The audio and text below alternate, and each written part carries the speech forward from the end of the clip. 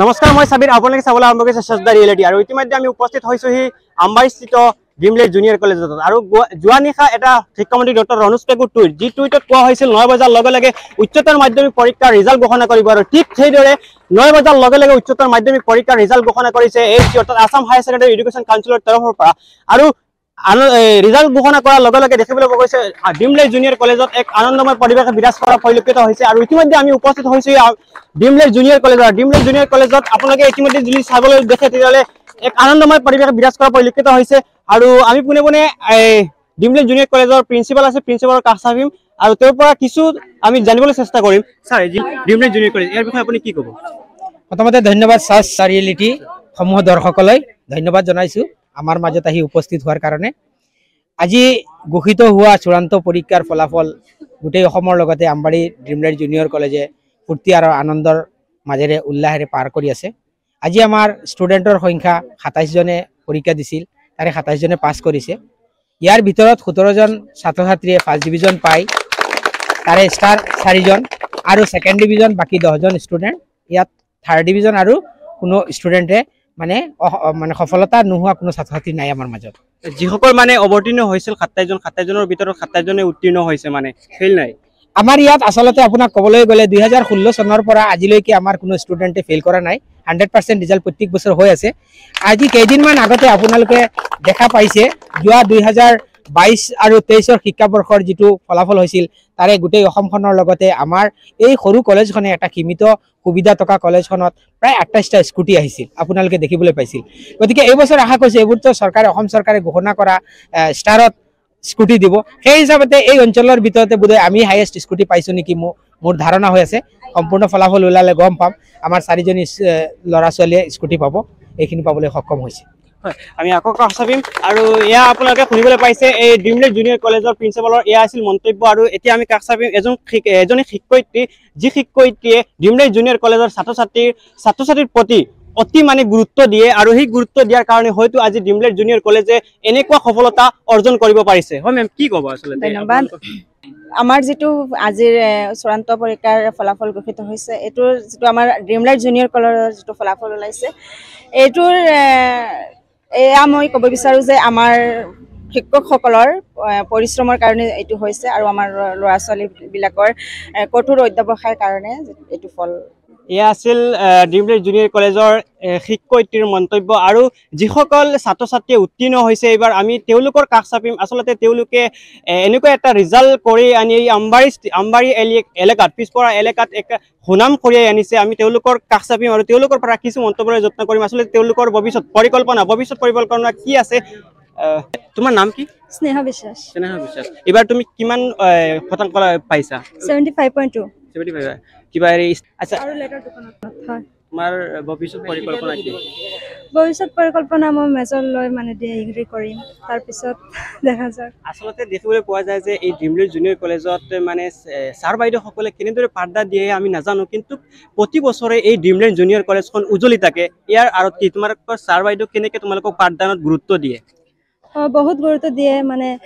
ৰাতিপুৱা 7টাৰ পৰা class start হয় কেতিয়াবা সেলফ ষ্টাডি চলি থাকে তাৰ পিছত আবেলি 4টা মানত ছুটি দিয়ে এনেকুৱা মানে বহুত কষ্ট কৰি মানে আমালোকক পাঠদান কৰিছে আৰু আমিও বহুত কষ্ট কৰি মানে এই ফলাফল লাভ কৰিব পাৰিছো এই আছিল এজনী ছাত্ৰীৰ ভাষ্য আৰু আনগৰাকী আমি কাষ চাপি আনগৰাকীৰ ছাত্ৰ তুমি এবাৰ কি পাইছা মই এবাৰ 83.8 পাইছো 80.8 পাইছো চাৰিখনত লেটাৰ লৈ তোমাৰ ভৱিষ্যত পৰিকল্পনা কি মই ভৱিষ্যতত ইউপিএসসি ক্ৰেক কৰিব বিচাৰিছো তুমি এপিয়াৰ হ'বা ইউপিএসসি এপিয়াৰ হ'বা আৰু তোমাৰ মেট্ৰিকত কিমান পাৰ্চেন্ট মোৰ মেট্ৰিকত পাৰ্চেন্টেজ আছিল 54.66 সেকেন্ড ডিভিজন আছিল এটা তুমি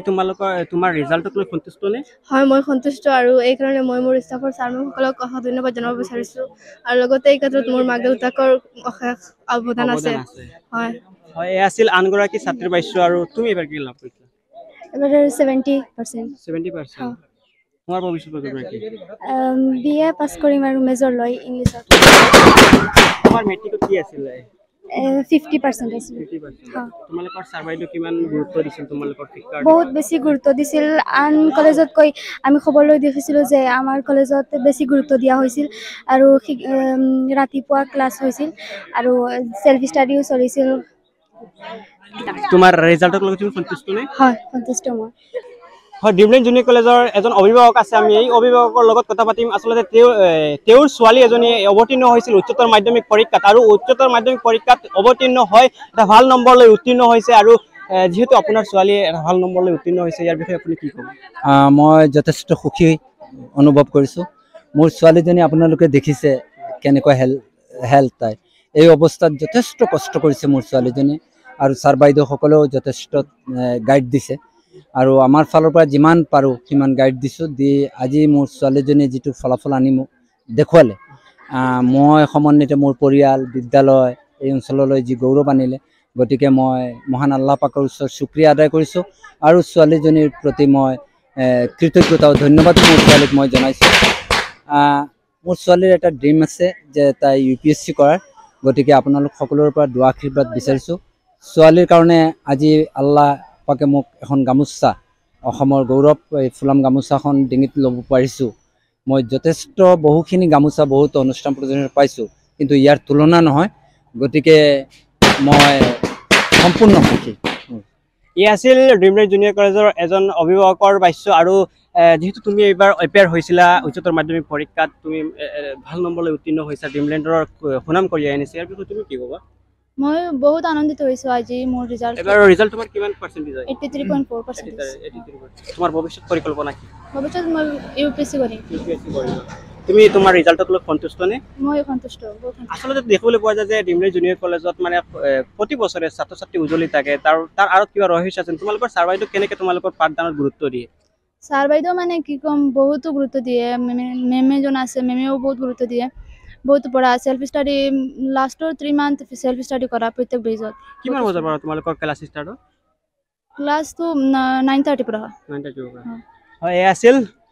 এজনী ছাত্ৰীৰ বাক্য, স্থানীয় ৰাইজ এই এলেকাৰ। আৰু যিহেতু এই ড্ৰিমলেণ্ড জুনিয়ৰ কলেজে দেখিবলৈ বিগত বছৰ কেইটাতো এটা ভাল নম্বৰ লৈ উত্তীৰ্ণ হয় ছাত্ৰ ছাত্ৰীসকলে, আপুনি ইয়াৰ বিষয়ে কি ক'ব? হয়, অপ্ৰত্যাশিত, অপ্ৰতিৰোধী। কিয়নো এইখন বিদ্যালয় স্থাপন হোৱাৰ পৰা বিদ্যালয়খনে আমাৰ অঞ্চললৈ শিক্ষাৰ যি জ্যোতি বিলাই আছে, আৰু বিশেষকৈ আমাৰ এই পিছপৰা অঞ্চলৰ ছাত্ৰ ছাত্ৰীসকলক এটা ধুনীয়া ৰিজাল্ট দিবলৈ সক্ষম হৈছে। কিয়নো বিদ্যালয়খন যেতিয়াৰ পৰা স্থাপিত হৈছিলে, যেতিয়া প্ৰথম যিটো বেজ ওলাই আহিছিলে, সেই বেজৰ পৰা আজিৰ দিনটোলৈ খুব ভাল ৰিজাল্ট কৰি আছে। আৰু আজিৰ দিনটো মোৰ কাৰণে অত্যন্ত আনন্দৰ দিন, কাৰণ এই যিসকল ছাত্ৰ ছাত্ৰী উত্তীৰ্ণ হৈছে সকলো আমাৰ এই অঞ্চলৰ হয়, কিন্তু তাৰ ভিতৰত দুজনী ছোৱালী আছে। দুয়োজনী ছোৱালী মোৰ বাতিজী ছোৱালী। এজনী ছোৱালীয়ে 83.4% পাবলৈ সক্ষম হৈছে, আৰু এজন ছোৱালীয়ে 80.8 পইণ্ট পাবলৈ সক্ষম হৈছে। গতিকে এই দুয়োগৰাকী ছাত্ৰীক মোৰ বাতিজী ছোৱালী আৰু তাইৰ লগৰ যিসকল উত্তীৰ্ণ হৈছে, বা গোটেই অসমত যিসকল ছাত্ৰ ছাত্ৰীয়ে আজিৰ দিনত হায়াৰ ছেকেণ্ডাৰী চূড়ান্ত পৰীক্ষাত উত্তীৰ্ণ হৈছে, সকলোলৈ মোৰ অন্তৰৰ পৰা আন্তৰিক অভিনন্দন থাকিল। আৰু যাতে এইসকলে গৈ অনাগত দিনত আমাৰ দেশ তথা আমাৰ অসমৰ কাৰণে এটা সম্পদ ৰূপে গঢ় লৈ উঠে, তাৰ কাৰণে মই মহান আল্লাহৰ ওচৰত